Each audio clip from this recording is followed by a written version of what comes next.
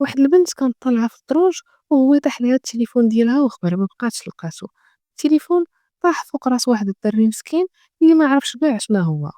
البنت غير دخلات للدار صونات على التليفون ديالها باش تعرف فينا هو، وهو جاوب هاد الدري وعطاها لادريس ديالو. لا غد ليه الصباح مشات لديك لادريس لقات داك الشارع ما كاينش اصلا. وفاش صونات على الدري قالت ليه اين تاريخ عندك، قال لها 1912. وهي تصدم وقالت ليه راه انا عايشه في 2012. السيد في الاول ما تيقاش، وهي تقول ليه شوف خبارك مورا شي ايامات تيتانيك غتغرق. وبصح داك النهار نيت اللي قالت ليه السيد قرا في الجرنان بلي تيتانيك غرقات وتفيقها. من تما بداو كيهضروا وديما كيتعاودوا على حياتهم. واحد النهار داروا رونديفو باش يخرجوا بجوج، وبصح تفركسوا وخرجوا وبداو كيتمشاو في طوكيو، ولكن كل واحد والوقت ديالو. شويه وهما يلقاو واحد المحل كيبيع الحوايج القديمه ومازال هو واخا داز 100 عام.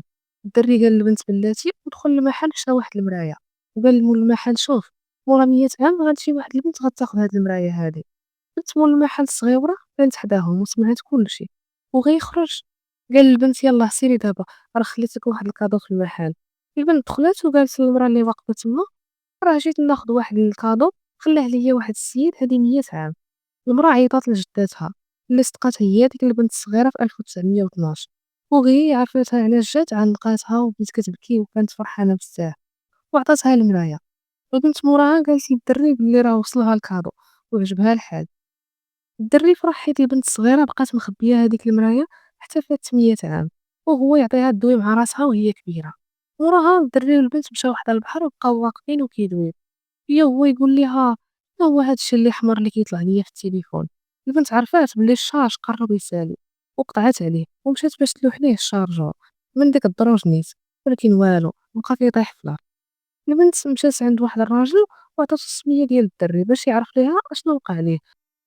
الراجل بدا كيقلب ولقى واحد الجرنان فيه التاريخ ديال داك النهار نيت، ومكتوب فيه بلي واحد البنت مسكينه صغيره كانت كتغرق والدري مشى يعتقها ومات غارق. البنت مشات كتجري وعيطات للدري وقالت ليه ما تخرجش اليوم.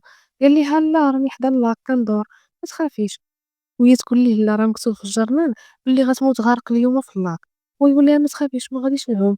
هي تقول ليه غتعاون هذيك البنت الصغيره بنت مول المحل هي اللي غتكون غتغرق وانت غتمشي تعاونها وغادي تموت. الدري فاش سمع هذا الشيء مشى كيجري يعاونها، واخا البنت قالت ليه لا عافاك ما تمشيش. وراها التليفون طفى والدري طلع في اللاك والتليفون غرق معاه. البنت مشات كتجري لللاك وبدات كتبكي شويه وهي تلقى واحد الحجره منقوش فيها. واخا بيناتنا 100 عام وعمرنا ما غادي نتلاقاو، ولكن قلوبنا غيبقاو ديما مجموعين.